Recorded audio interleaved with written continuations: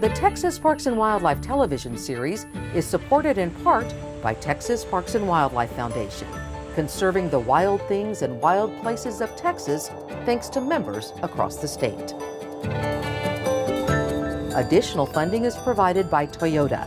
Your local Toyota dealers are proud to support outdoor recreation and conservation in Texas. Toyota, let's go places.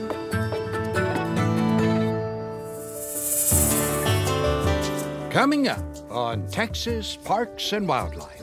This spring break, I decided to try something a little bit new and go on a backpacking trip. We'll see how it goes. In the morning, you have a purpose for the day. At the end of the day, you feel like you've made the world a little bit of a better place. They're mostly up in here. They're just clouds of them. They're just clouds of them.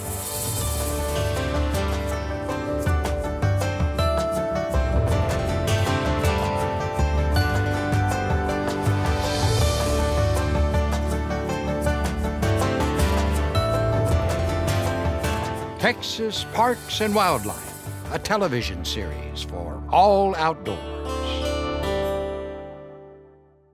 My name is Emily Lozano, and I'm 20 years old, and I've always loved the outdoors. Ever since I was young, my family would take me to different Texas state parks. We'd tent camp and we'd get all we need out of the car. So this spring break, I decided to try something a little bit new and go on a backpacking trip. I'm gonna do the Lone Star hiking trail. It's extremely long, some 90-something miles. We'll see how it goes. Okay, I parked my car at the beginning of the trail, and I ended up needing a ride to the end of it so that I could hike the trail in reverse. Hey, how you John doing? was my ride. Good to meet you. You ready to get your pack in the car? Yeah, let's do it. Let's do it. And John is a real backpacker. He's done the AT multiple times. We hit it off instantly. Because it's been raining so much, we skip Winters Bayou and start at Tarkington. There's three things to remember when you're doing your long trail here. First thing is physical. You can do it.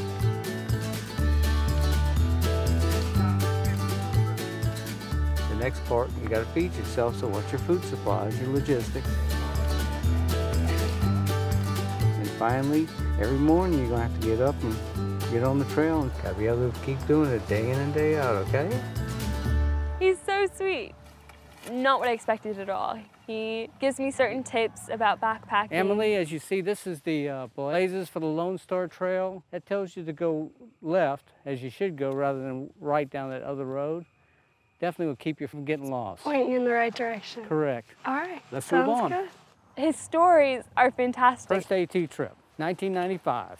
I'm a neophyte backpacker. Didn't know anything. He really, really cared. He really wanted to make sure I was going to be okay as soon as he left. Good morning. Hi, good morning. How you doing? Next is Alan. Alan is super sweet. I don't know where we're going. You don't know where you're going? I just followed We're gonna get lost. And he was so pleasant, and he talked about the organization. The Lone Star Trail is 98.6 miles long, and then we have about another 35 miles of other loops. And it's all done by volunteers? All done by volunteers. We have several nonprofit organizations, principal one being the Lone Star Hike and Trail Club. So what is your part in that? I help coordinate trail stewards. And trail stewards might involve adopting a mile or 2 miles of the hiking trail to help maintain it. Oh, look, here's a beaver dam right here. That's a beaver dam? That's a beaver dam right here. I don't think they would like me knocking on their doors too much. So why do you do it?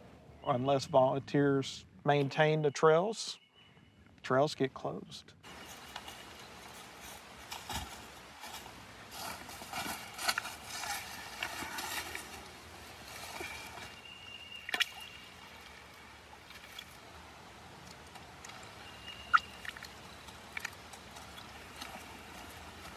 We get to our campsite, and he heads out, and he goes home. I'm tired, and I definitely feel it. Cilantro lime with black. Up next is the Magnolia section, which has the massive obstacle of crossing the San Jacinto River. Thankfully, I don't have to do it alone. Hi, I'm Emily. I'm Dave. Dave looks like to meet a you. ranger How'd you straight like that? from Jurassic Park. I've never crossed a river. I'm so anxious. Okay, Emily, so there's an option for you here. That's a way to get across without getting wet, as long as you don't fall. I don't want to cross a tree that's slippery with a pack. All right, Let's wade. let's go wade. Okay, now come upstream, come this way.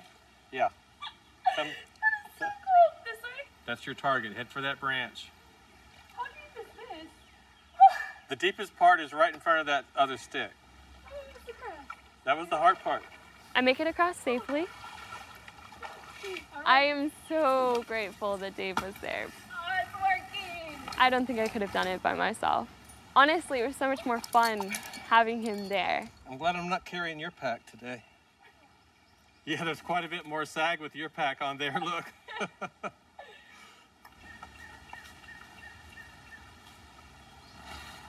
Dave is nice enough to give me a lift to the next trailhead, which saves me a whole lot of walking, and I could not be happier. And Dave brings me next to the Big Woods section. I'm in the water. I'm at Tangerine. Oh, you're welcome. Across the river. Then he heads off. Hi.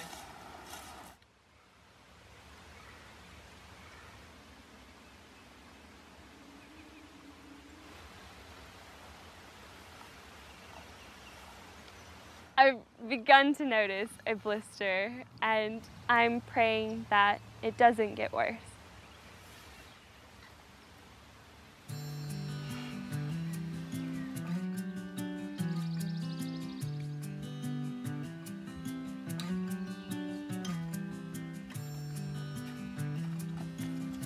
On top of being alone, the day seems to stretch a little bit longer. I have so much time alone with my thoughts. Every mile feels a little bit longer. I enjoyed being by myself, and I enjoyed the second to kind of daydream a little bit. But I almost got a little bit lonely. I am getting a little lonely.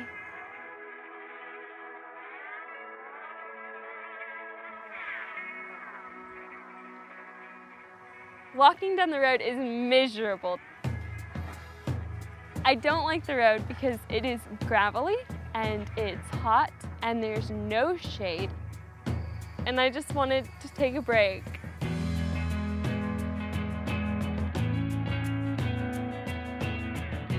There wasn't even a good spot to break.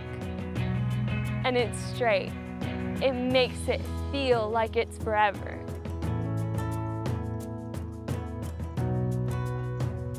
So I just kept walking. Off to my right, I see a sign and it's clearly marked. And as soon as I hit the shade, I plop down on a log and gobble up a granola bar. And it's fantastic. Just past the trailhead is this primitive campsite. My blister is massive. Honestly, I want to cry a little bit. Not feeling like I'm ready to do the over half of the trail that's still left to go. Okay. So in the mailbox is this log of all of the people who have been here before me and all of their encouraging words. It made me feel like a part of it. And it gave me the strength to keep going.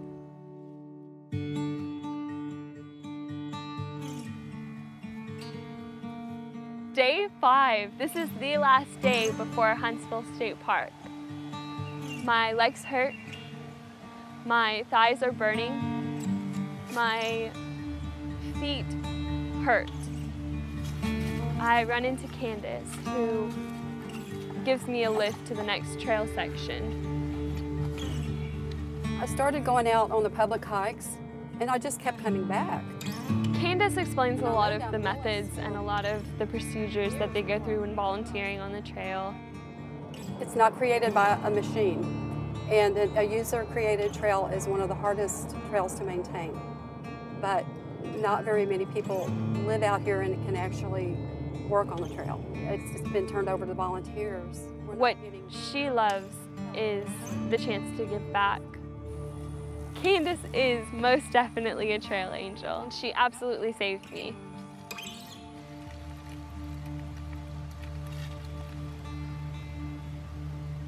My feet look terrible.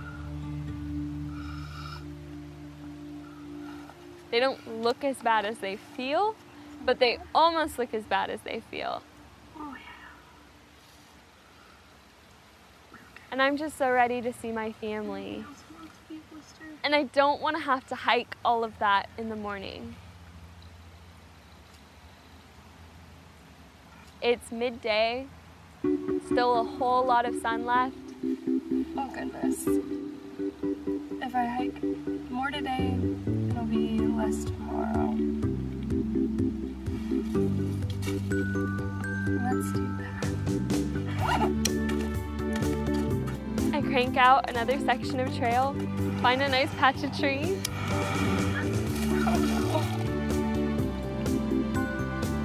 Set up my hammock and pass out. Day 6. It's already a good day and it hasn't even started. I see a tiny little Honda Civic. I know that car. It has my dad and my sister and my little baby brother. They drove all this way to spend the day with me. We go to Huntsville State Park and they have showers at Huntsville State Park. And my sister brought fruit salad. And I'm not hiking. And it's so great. Amanda's coming with me on the next 3 days, and I'm so excited. Okay, so what'd you bring? Okay, I have a jacket. That's good. You can keep that. Socks. Ooh, nice socks. Okay, pants. Okay, that's good. Then I have this. Today. That's the same sleeping bag I have. Really?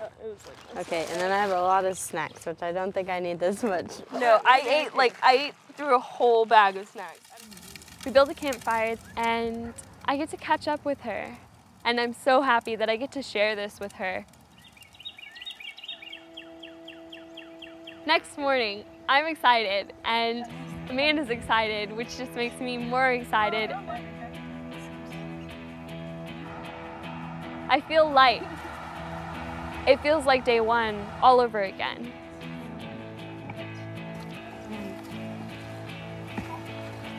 I'm not doing it alone anymore. And this is someone at my experience level, and this is someone my age who gets it.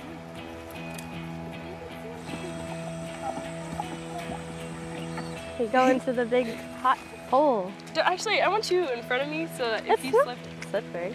Oh, it's not slippery. I was expecting it to be worse. The fact that Amanda was so chipper and so cheerful, it helped me get over the fact that my foot hurt. It helped me get over the fact that my muscles were sore and that my back hurt.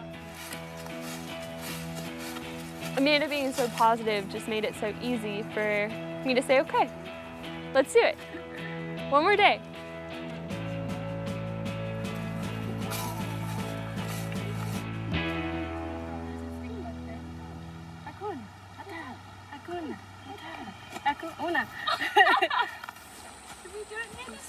So happy. I don't know. As the day is closing, Amanda's ready to be done. I'm ready to be done. And then we come up on Stubblefield, and it's such a relief.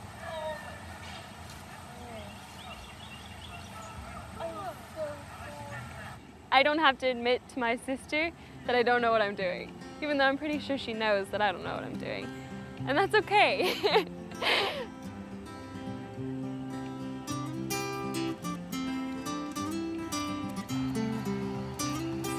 It feels like the end is near, like you can taste it, like you're so close.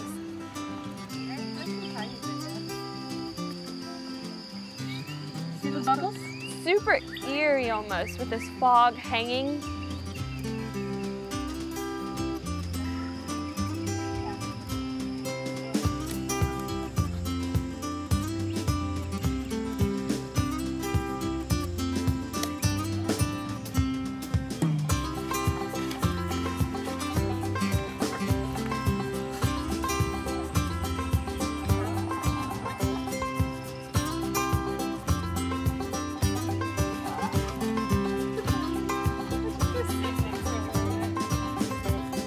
And this was one of our longest days.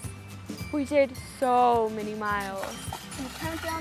I was struggling with the 9-mile days and the 13-mile days, and then we did 15.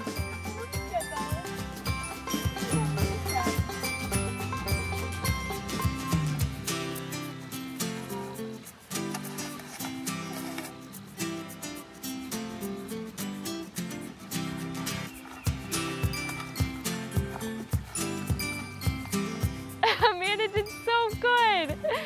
5 miles. I have no idea how it happened. I really like this and I like backpacking. I probably wouldn't be doing half as much if I wasn't here with you. Without you, I was doing half the mileage we did. I don't know how you did it because I'm super duper tired right now. That's just wanting it. And we just did 15 miles in one day. 15 miles, so you got it, boo. This is it. This is the end.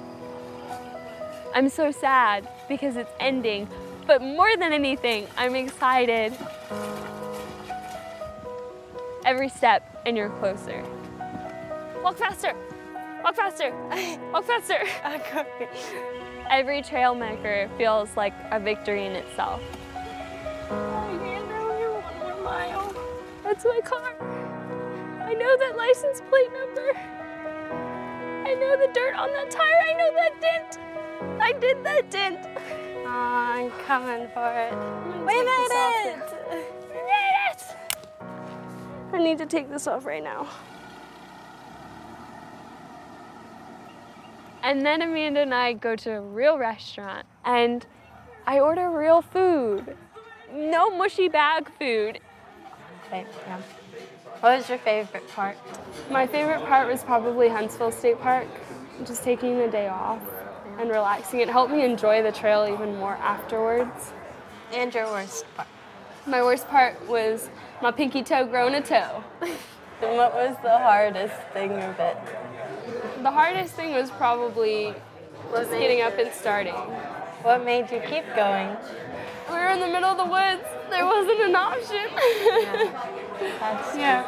I did it. I finished it. And my blister healed and my toe is fine. I feel so accomplished and I feel so blessed that these volunteers are out there because without them, this trail would be closed. It was such a great spring break and great in ways I wouldn't have expected it to be. And I'm so glad I went.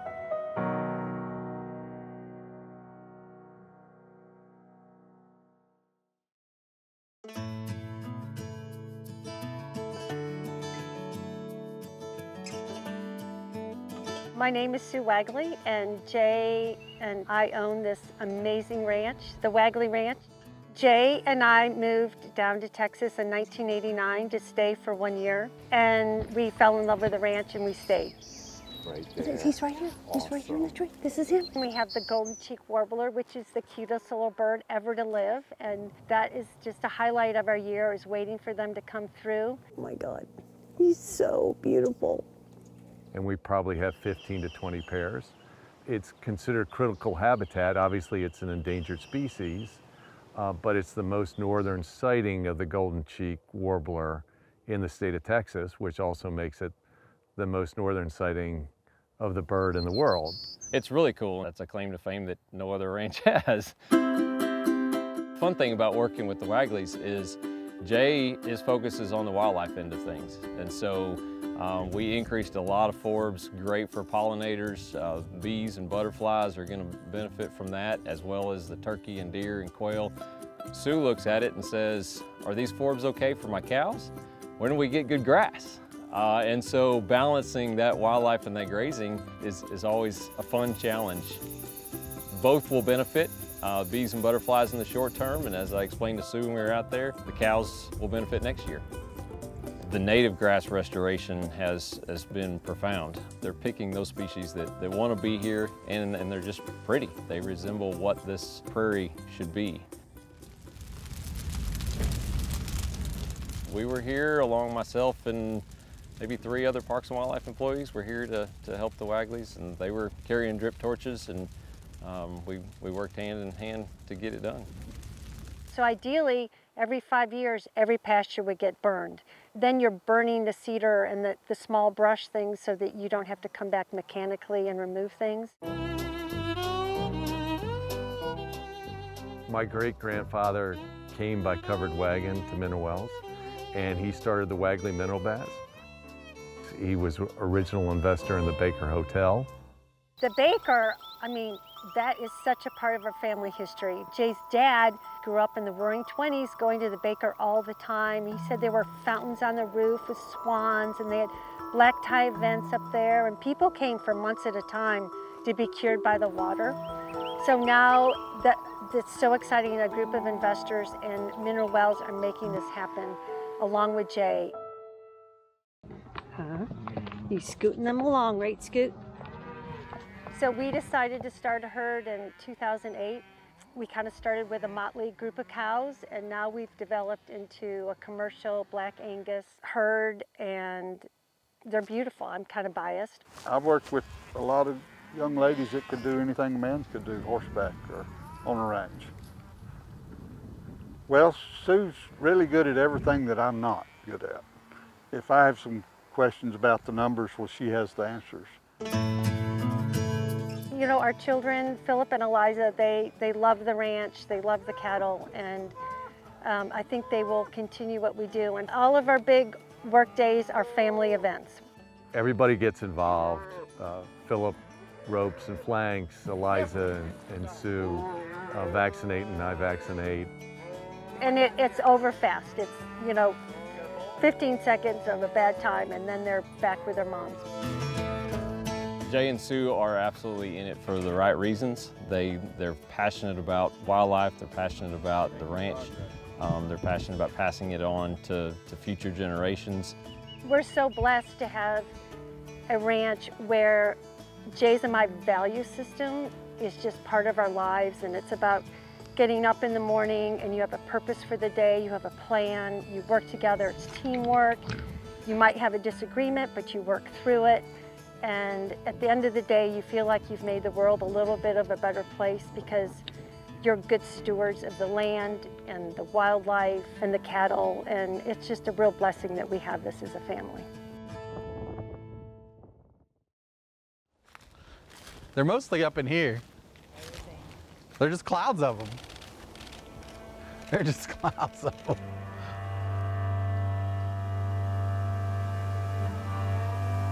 This is my business and where I live in South Travis County. We've never seen this before, half a dozen at a time maybe. Now, I don't know, they're hundreds, thousands. They look like leaves, brown leaves, so you don't really even notice the numbers of them.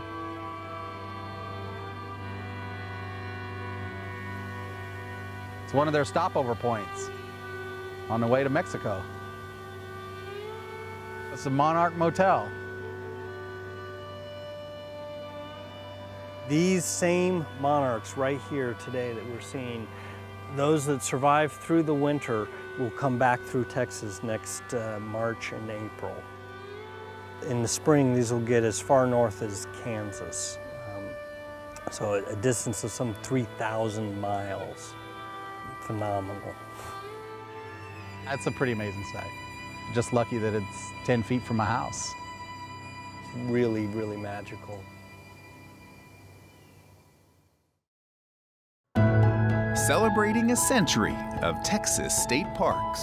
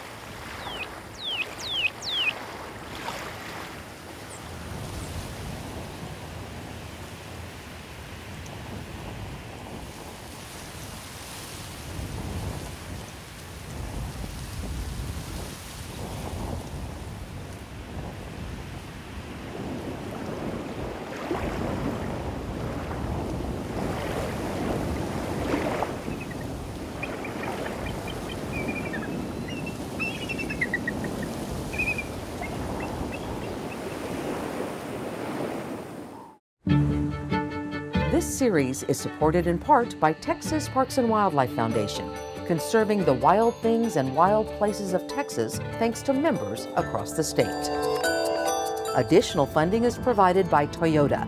Your local Toyota dealers are proud to support outdoor recreation and conservation in Texas. Toyota, let's go places.